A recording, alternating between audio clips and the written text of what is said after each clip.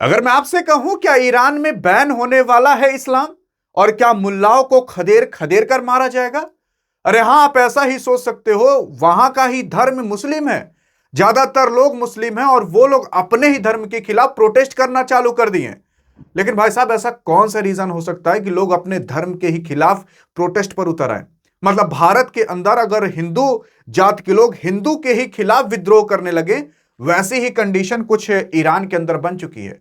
असल में ईरान खुद नहीं मरा, इसको मारा गया है, लेकिन गोली वोली से नहीं, तकनीकी रूप से मारा गया है, इकोनॉमिक के रूप से मारा गया है। आइए देखते हैं कि आखिरकार ये पूरा का पूरा कांड है क्या, और ये षड्यंत्र किसके माध्यम से और किसके द्वारा रचा गया, और इससे भारत और पाकिस्तान पर क्या असर पड़ेगा। क्या भारत के लिए फायदा होगा कि नुकसान, या पाकिस्तान के लिए फायदा होगा कि नुकसान, देखने की कोशिश अगर आप करोगे तो अगर आपको ये समझना है कि आखिरकार यहां पर मुस्लिम धर्म यानी कि मुल्लाओं के प्रति क्यों इतना अत्याचार अब किया जा रहा है, प्रोटेस्ट किया जा रहा है, तो उसको जानने के लिए आपको कुछ समय पहले चलना पड़ेगा। जैसे कि यहां पर सिया मुस्लिम ज्यादा होते हैं, और 1989 के अंदर एक आदमी था जो कि ये दाढ़ी वाला देख रहे हो, इसका नाम आयतुल्ला अली खामेनी था। ये लीडर बना था ईरान का, और जब से ये लीडर बना तो धीरे धीरे धीरे धीरे धीरे धीरे धीरे धीरे ईरान के बुरे दिन जैसे चालू होते चले गए। असल में ईरान के पास अभी न्यूक्लियर वेपन नहीं है, मतलब एटम बॉम्ब, न्यूक्लियर बॉम्ब नहीं है, वो बनाना चाहता था। अब ये एटम बॉम्ब, न्यूक्लियर बॉम्ब याद रखिएगा, और एक शब्द और याद रखिएगा, इकोनॉमी। इन्हीं दो चीजों की वजह से ये प्रोटेस्ट चल रहा है।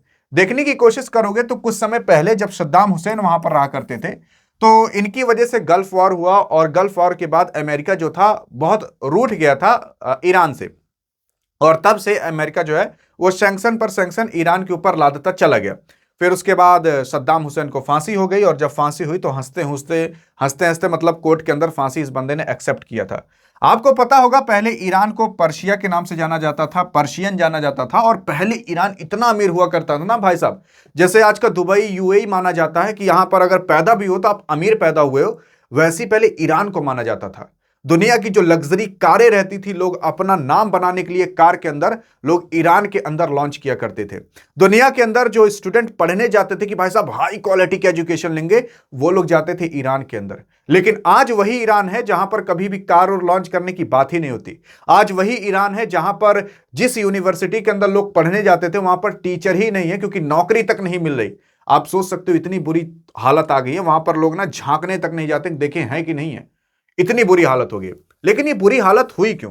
ये बुरी हालत हुई धीरे धीरे, और कहा जाता है कि जो वहां का इस्लाम धर्म है उसी के लिए। असल में जब वहां पर लोग इस्लाम धर्म को एक्सेप्ट करना चालू किए ना, तो उसके बाद कुछ ज्यादा ही हो गया, मतलब धार्मिक जो ईरान है वो ज्यादा हो गया। क्योंकि असल में यहां पर बहुत सारे नियम कानून बनाए गए। जैसे एक नियम कानून ये बनाया गया कि जो औरतें हैं वो हमेशा हिजाब पहने रहेंगी। इतना कड़ा कानून लादा गया कि ना कंधा दिखना चाहिए, ना गर्दन दिखनी चाहिए, ना पूरा चेहरा दिखना चाहिए, मतलब कुछ नहीं दिखना चाहिए आंख के अलावा। अरे और चला होता तो आंखियों बंद करा दिए होते, कैसे घूमो, हाँ दिखे भले ना, किसी के साथ घूमो। इतना ज्यादा कड़ा प्रतिबंध लग चुका था। और यह भी तो हद की बात है, हद तब पार हो गई थी जब यह कह दिया गया था कि मतलब महिलाओं के ड्रेस के लिए पुलिस घूमते रहेगी। मतलब अगर कोई औरत निकल भी रही है ना रोड पर, तो अगर वो हिजाब नहीं पहनी है तुरंत पुलिस आ जाएगी और पूछी काहे नहीं पहने। बहुत सारी ऐसी वीडियोस भी सामने आई हैं जहां पर हिजाब ठीक से नहीं पहना गया, तो वहां पर पुलिस ने औरतों को भी मारा है। और 2022 के अंदर आपको तो याद होगा कि हिजाब के कारण एक औरत को तो जान से मार दिया गया था। उसके बाद बहुत सारे कांड हुए, पोस्टमार्टम हुआ, सिटी स्कैन आया तो पता लगा सिर में चोट लगी थी, यानी कि पुलिस ने मारा। कुछ लोगों ने कहा हार्ट अटैक आया था। अरे हार्ट अटैक आया तो सिरा कैसे फाट जाएगा? तो वो सारी अन्य बातें हैं। मैं आपको यही समझाना चाहता हूं कि इतना कड़ा प्रतिबंध औरतों के खिलाफ लगाया गया। अब औरतें यहां पर रोड पर उतर आई, क्योंकि उनको यार कितना ही एक आदमी कितना ही एक ही ड्रेस पहने रहेगा, उसकी भी तो आजादी होनी चाहिए कि मैं भी स्वतंत्र होकर घूमूं।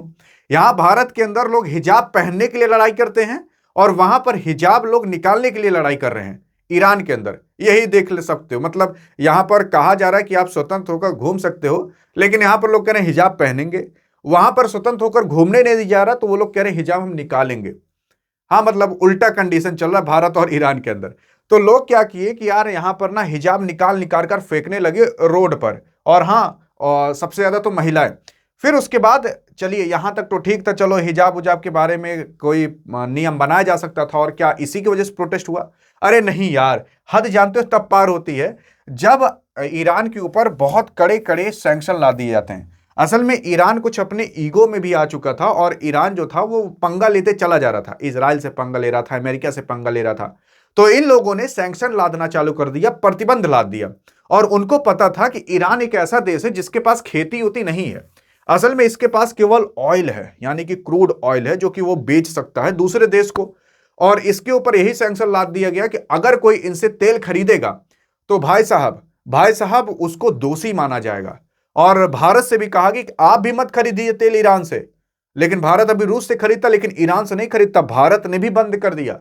हाँ, केवल एकाक देश है जैसे चाइना है या कोई और छुर्री भुर्री देश होंगे जो कि ईरान से थोड़ा बहुत तेल खरीदते हैं, और बाकी कोई खरीदता नहीं है। और उसी के द्वारा डॉलर वॉलर को भी लेकर और भी अन्य चीजों को लेकर प्रतिबंध लाद दिए गए थे। आप विश्वास नहीं मानोगे, असल में अगर $1 का कोई सामान आपको लेना है, या फिर $1 जो है वो ईरान के अंदर जानते हो 14 लाख ईरानी करेंसी के बराबर है। और वहां का जो रियाल है वो करेंसी माना जाता है। मतलब अगर आपको $1 का कोई सामान खरीदना है ना, तो आपको 14 लाख रियाल लेकर जाना पड़ेगा। इतनी बुरी कंडीशन है। अरे जैसे भारत के अंदर आपको पता होगा ना कि $1 बराबर कितना होता है। अभी 89 या 90 चल रहा है, और 91 आ जाता है तो बवाल हो जाता है, एक आध 2 रुपए बढ़ गया, जो कि गलत बात है बढ़ना, क्योंकि इससे यह दर्शाता है कि रुपया कमजोर हो रहा है, डॉलर मजबूत हो रहा है। लेकिन बहरहाल अगर आप देखोगे ईरान के अंदर ना, भारत का तो ठीक है 89-90 चल रहा है, तभी बहुत ज्यादा अच्छा भी नहीं, बहुत ज्यादा खराब भी नहीं है। लेकिन अगर ईरान का देखोगे तो भाई साहब वो 14 लाख है। हाँ, मतलब इससे ज्यादा ही है। अभी करंट में कितना चल रहा है, तो 14 लाख है जब ये वीडियो बन रहा है। लेकिन अगर आप गूगल पर सर्च करोगे तो आपको 42,125 दिखाएगा, 42,000 दिखाएगा। ये क्यों होता है? असल में वहां की गवर्नमेंट इसे मैनिपुलेट करके रखी, गलत डाटा दे रही है, जिसकी वजह से दुनिया के अंदर बेइज्जती ना हो पाए। और दुनिया की सबसे खराब करेंसी आप मान सकते हो कि अभी रियाल बन चुकी है। और अगर आपको $1 का सामान खरीदना, $1 मतलब क्या, 90 रुपए मान सकते हो, 80, 90, 100 रुपए मान सकते हो। यानी कि 2 लीटर वाला है वही ठंडा कोल्ड ड्रिंक। अगर आपको 2 लीटर वाला ठंडा खरीदने जाना है कोल्ड ड्रिंक, तो आपको 14 लाख रियाल लेकर जाना पड़ेगा। मतलब एक झुआ मोड़े पर रखोगे, ला भैया दुकानी पट के 14 लाख रुपया ले, अब दे दे एक ठो हमें कोल्ड ड्रिंक। इतनी बुरी कंडीशन आ गई है। सब्जी वब्जी खरीदने जाओगे ना, तो एक एक बैग पैसा लेके जाना पड़ेगा, ले भैया, तब कहीं आपको सब्जी वब्जी मिल पाएगी। और बहरहाल अभी क्या है कि उसके ऊपर प्रतिबंध लाद दिए गए, और वहां पर खेती उती बहुत ज्यादा नहीं होती, जिसकी वजह से वो बहुत सारी चीजें ऐसे हैं जो कि खरीद नहीं पा रहा। अब आप खुद सोचिए कि अगर उसको केवल 10,000 का कोई सामान खरीदना होगा, मतलब $10,000 का, तो उसको कितने रियाल देने पड़ेंगे?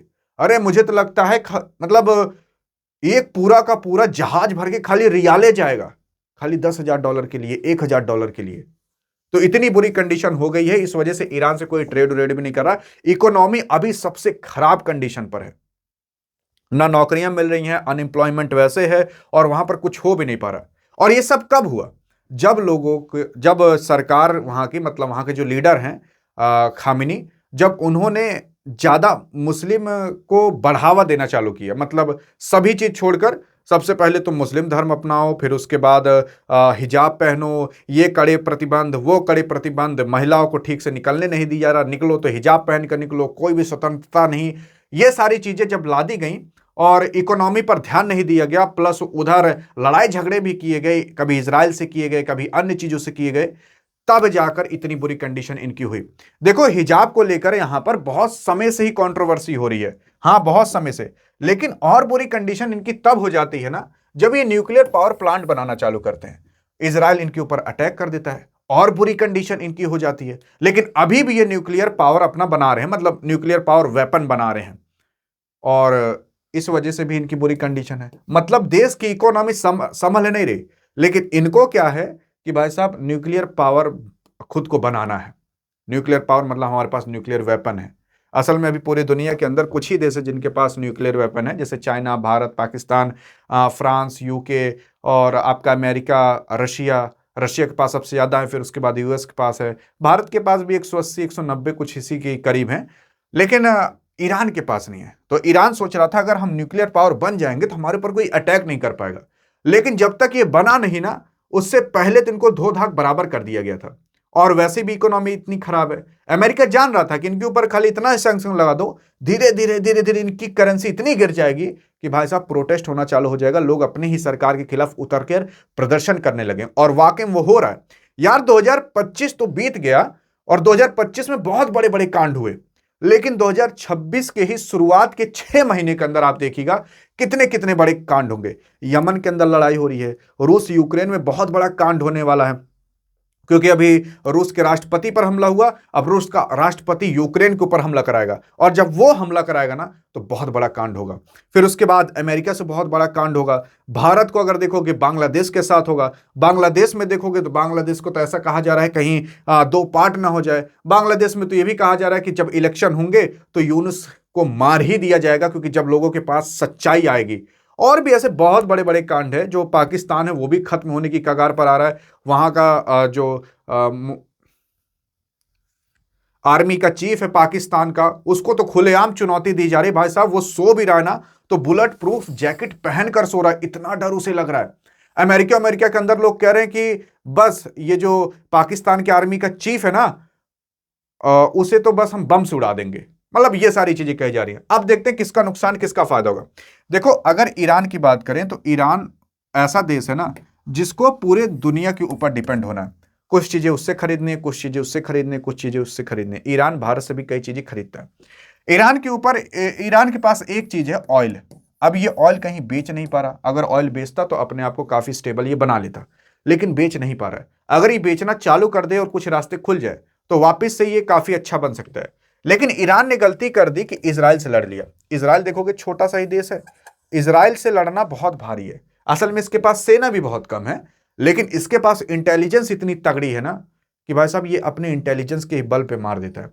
असल में अभी ईरान और इजराइल में लड़ाई हुई थी। ये अपने आप को न्यूक्लियर पावर बनाना चाहता था और ये कहता था कि न्यूक्लियर पावर इन्हें हम बनने नहीं देंगे, जिसकी वजह से लड़ाई हुई और ये और बुरी कंडीशन में आ गया। इनका जो रियाल था वो वैसे ही गिर रहा था, अनएम्प्लॉयमेंट वैसे ही बढ़ा हुआ था और मुस्लिम धर्म को लेकर वैसे ही प्रोटेस्ट धीरे धीरे उठना चालू हुए। फिर उसके बाद कई सारी और चीजें हुई जो कि आपके ईरान के लिए काफी बुरी थी। अमेरिका के साथ उलटफेर हो गई, वो भी बुरा था। लेकिन आप देखोगे तो भारत का क्या नुकसान हो सकता है। असल में भारत जो है ना यहां पर चाबहार एक ठो पोर्ट बना रहा है। यहां पर भारत का नुकसान हो सकता है अगर ईरान बहुत बुरी कंडीशन में जाता है तो, या फिर ईरान से कोई लड़ाई झगड़ा कर लेता है या फिर कोई प्रोटेस्ट होता है तो चाबहार पोर्ट भारत का जा सकता है। ये एक नुकसान बहुत तगड़ा होगा। भारत जो यहां पर आकर यहां से किसी भी मार्ग पर जा सकता था या कोई भी अपना रास्ता बना सकता था, अगर ईरान बहुत बुरी कंडीशन में हो गया, जब वो खुद ही नहीं संभल पा रहा तो वो क्या भारत को संभालेगा। तो इससे भारत को नुकसान होगा। लेकिन पाकिस्तान का क्या नुकसान होगा। देखो भारत का केवल यही 2-3 चीज का नुकसान होगा, जो कि बहुत बड़ी चीज है भी। पाकिस्तान का बहुत नुकसान होगा भाई साहब। पाकिस्तान तो खत्म ही हो जाएगा एक समय के लिए।